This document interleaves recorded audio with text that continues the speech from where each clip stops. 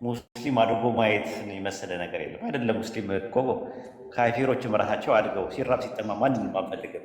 እስልምና ለሁሉም ነው የመጣው ብለን እስካልን ድረስ አቃፊ እንጂ ሰላም ነቃፊ አይደለም እስልምና፣ አካታች እንጂ አግላይ አይደለም እስልምና። ስለዚህ ሁሉንም የሚያቀፍ ነው ያለው። ማንኛውም ሰው መራብ መጠባት የለበትም። አይደለም ከሰው አልፎ እንስሳት ጋር የሚሄድ ነው እስልምና። ከእንስሳት አልፎ እጽዋት ጋር ይሄዳል። እጽዋትን እናንተ ለዕለት ምግባችሁ የምትበሉት ምግብ ካልሆነ በስተቀር ዝም ብሎ ያለ አግባብ ያለ ምክንያት መቅጠፍ ራሱ የቂያማ ቀን ያስጠይቃል። እንስሳትን ራሱ ቢላዋ ስለት ባለው ነው ራሱ የምታርዱት። ገዝግዛችሁ አሰቃይታችሁ ማረዱ ራሱ ያስጠይቃል። እንስሳትን ያለ አግባብ መግደል፣ ያለ ዑዝር መግደል ምናምን ያስጠይቃል። ኢቨን እንኳን ምግብ እንኳን ራሱ ኢስራፍ የሚባል ስላለ አንዴ ልጨርስ ብሌስዬ እያወራው ነው፣ ጠብቀኝ። ወአለይኩም ሰላም ወራህመቱላሂ ወበረካቱ። ጣታችን ላይ እንኳን ምግብ ካለ ኢስራፍ እንዳይደረግ ተብሎ ምንድን ነው የሚደረገው? በኢስላም ይላሳሉላ።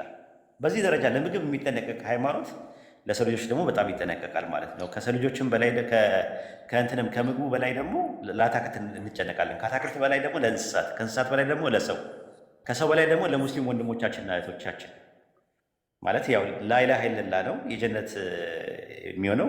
ጀነት ውስጥ የአህሉል ጀና የሚባሉ ሰዎች ውስጥ መካከል አንድ ሰው መጥቶ ሲገባ የገባውን ሰው ከጎን ሊኖር ይገባል ለማለት ፈልጌ ነው። አበዛውባችሁ። እሺ ዳጊን ላናገርና ብሌስዬ አናግራለሁ።